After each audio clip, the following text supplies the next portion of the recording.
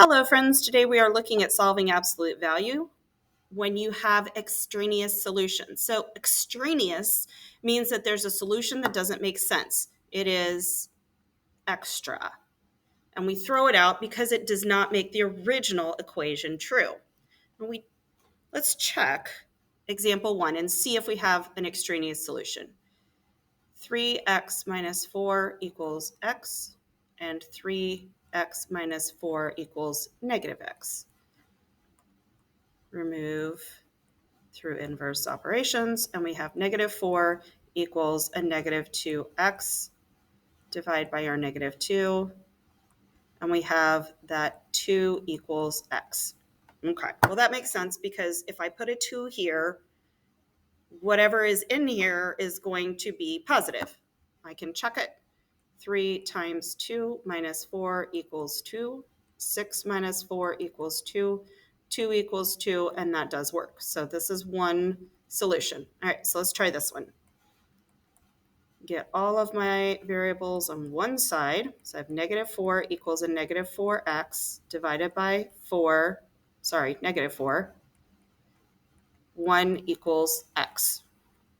So 3 times 1 minus 4 equals a negative, equals 1. Sorry. 3 minus, the absolute value. 3 minus 4 equals 1. The absolute value of negative 1 equals 1. And the absolute value of negative 1 is 1.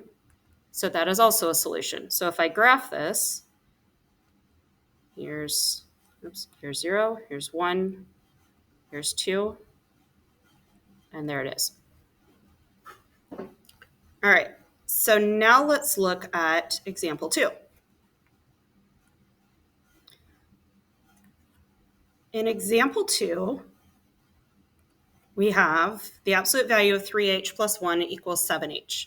So 3h plus 1 equals 7h, and 3h plus 1 equals a negative 7h. Get my variables on the same side, and I have 1 equals 4h, divide by the 4, and I have that 1/4 equals h. Okay, well that makes sense because I would have a positive number, okay? So let's take out our variable, get it all on one side. 1 equals a negative 10h, divide by a negative 10. So I have a negative 1/10 equals h. And that one doesn't make sense. If I were to put this negative 1/10 and multiply it by 7, I'm going to have a negative number. And the absolute value of any number is always positive. So this is extra. It's an extraneous solution. So in this case, I would have my 0, 1, 2, 3, 4. Here's 1. So 1/4. I can check it.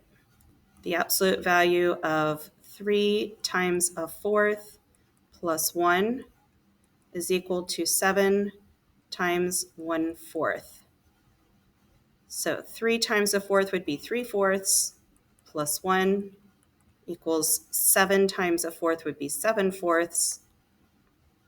4/4 and 3/4 is 7/4.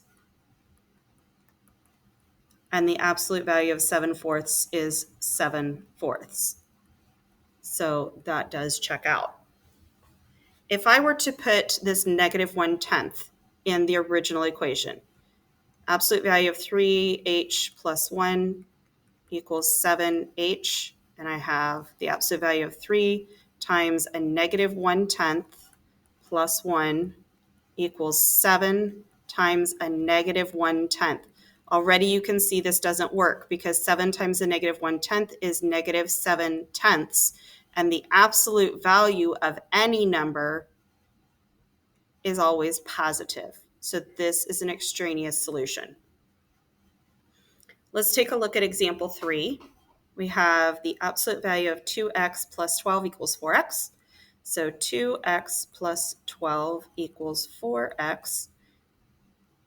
And 2x plus 12 equals a negative 4x. So let's get our variables all on one side. I have 12 equals 2x. Divide by 2 to see how much 1x would be, and x would be equal to 6. I know if I multiply 6 by 4, I get a positive 24, so that's a reasonable solution. Let's take and get our variables on one side, and I get 12 equals a negative 6x. Divide by a negative 6 to get how many 1x would be, and I would get a negative 2. Now, if I put this negative 2 and multiply it by 4, I get a negative 8.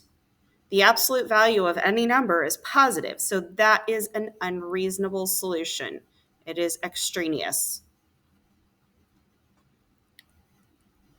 1, 2, 3, 4, 5, 6. All right. At this point, pause your video, do the you try 1, you try 2, and I will see you back in just a moment. And we're back. How did you do? Did you remember to set your equation equal to negative of this side and positive of the right side? Good. All right, so x plus 8 equals x, and x plus 8 equals a negative x. So we subtract an x, and I end up with 8 is equal to 0. Can we have 8 equal to 0? Nope, so this is a no solution. Let's try this one. 8 equals a negative 2x. Divide by negative 2. And I have that negative 4 is equal to x. Is that reasonable? If this is a negative 4, can we do that? No. So this is an extraneous solution. There is no answer here. Was that frustrating? Yeah, I bet it was. All right, so let's do you try 2. 2 plus x equals 2x. And 2 plus x equals a negative 2x. Subtract out your x to get your variables on one side. 2 is equal to x. Okay, if I have this positive 2 times 2, I have a positive 4, so that's reasonable. Subtract out my x, and I get 2 equals a negative 3x.